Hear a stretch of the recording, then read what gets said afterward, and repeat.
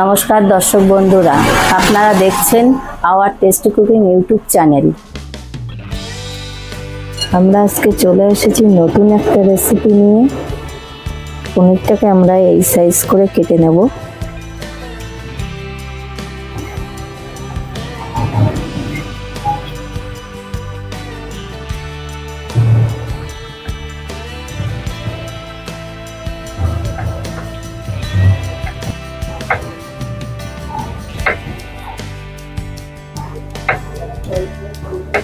আমরা একদম এই সাইজটা করে নেব। বাদ বাকি পনিরটাও আমরা এইভাবে কেটে নেব। আমি এখানে 100 গ্রাম তেল নিয়ে নিচ্ছি।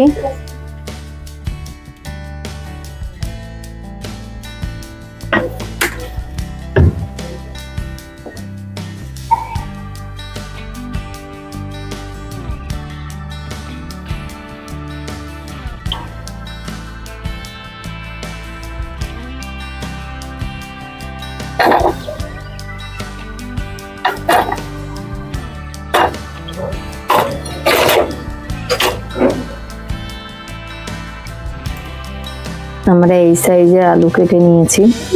এর আমরা লাল লাল করে ভেজে নেব।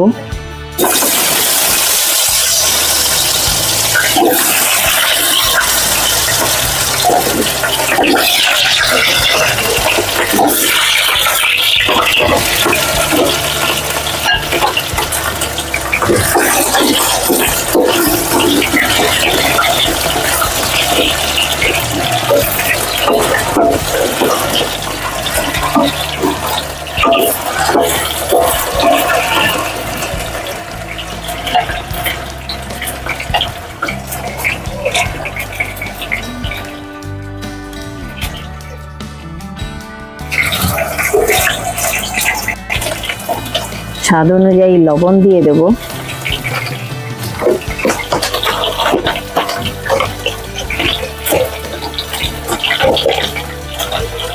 আর 1/2 চামচ হলুদ দিয়ে দেব।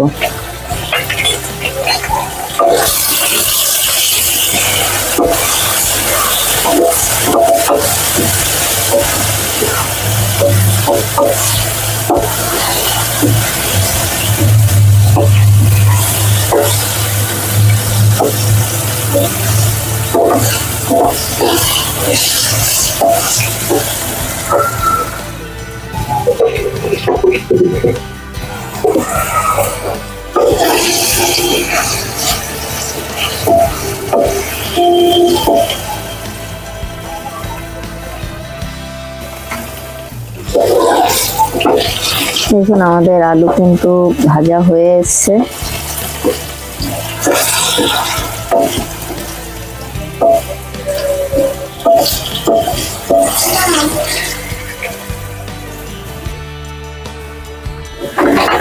এবার আমরা নামিয়ে নেব।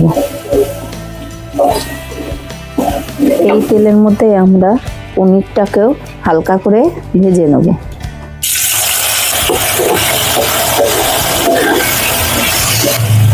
নতুন রেসিপি যদি জানার থাকে আপনারা অবশ্যই কমেন্টসে লিখে পাঠাবেন। এই রেসিপিটা করে দেখানো। আর চ্যানেলটিকে অবশ্যই সাবস্ক্রাইব করবেন। আমরা কিন্তু পনিরটাকে খুব বেশি ভাজবো না। প্রায় আমাদের হয়ে এসছে, দেখতেই পাচ্ছেন হালকা হালকা লাল লাল হয়ে গেছে। দেখুন আমাদের ভাজা হয়ে গেছে। এবার আমরা নামিয়ে নিচ্ছি। এখানে 1/2 চামচ মতো সাদা গোলমরিচ দিয়ে দিচ্ছি, শাহা মরিচ। এখানে আদা দিয়ে দিচ্ছি, 4টে মতো শুকনো লঙ্কা দিয়ে দিচ্ছি, আর একটা মিডিয়াম সাইজের পেঁয়াজ দিয়ে দিচ্ছি।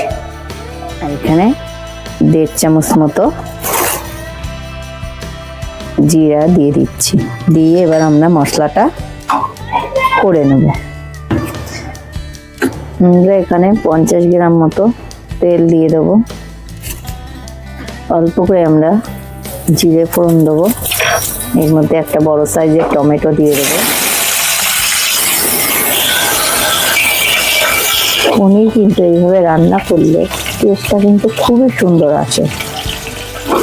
অবশ্যই বাড়িতে ট্রাই করে দেখবেন, আর কমেন্টসে অবশ্যই লিখে পাঠাবেন যে কেমন হয়েছে। যে মশলাটা করেছিলাম মশলাটাও দিয়ে দেবো। এখানে 1 চামচ হলুদ দিয়ে দেব, স্বাদ অনুযায়ী লবণ, ভালো করে মিশিয়ে নেব। আর এর মধ্যে দিয়ে দেবো মটর। তেল ছাড়ছে মশলার গায়ের থেকে, ততক্ষণ পর্যন্ত কিন্তু আমরা মশলাটা কষিয়ে নেব। আর এর মধ্যে দিয়ে দেবো আমুল দুধের গুঁড়ো।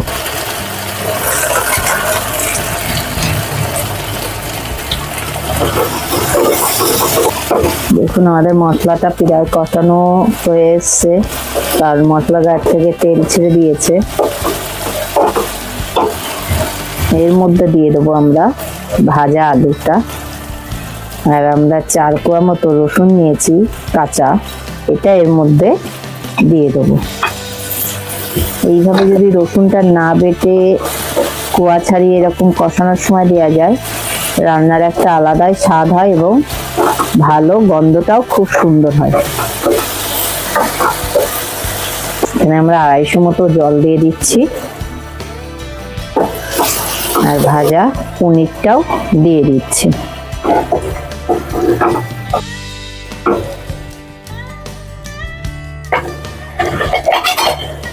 5 থেকে 7 মিনিটের জন্য ঢাকা দিয়ে দেব।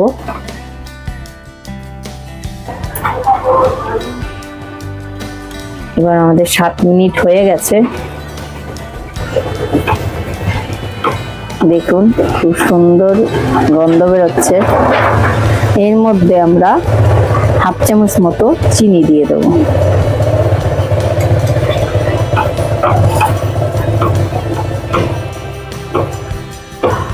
এর মধ্যে 1/2 চামচ মতো গরম মশলা দিয়ে দেব।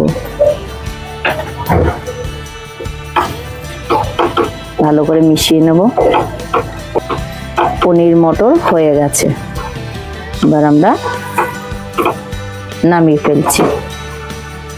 দেখুন সুন্দর কালারও হয়েছে।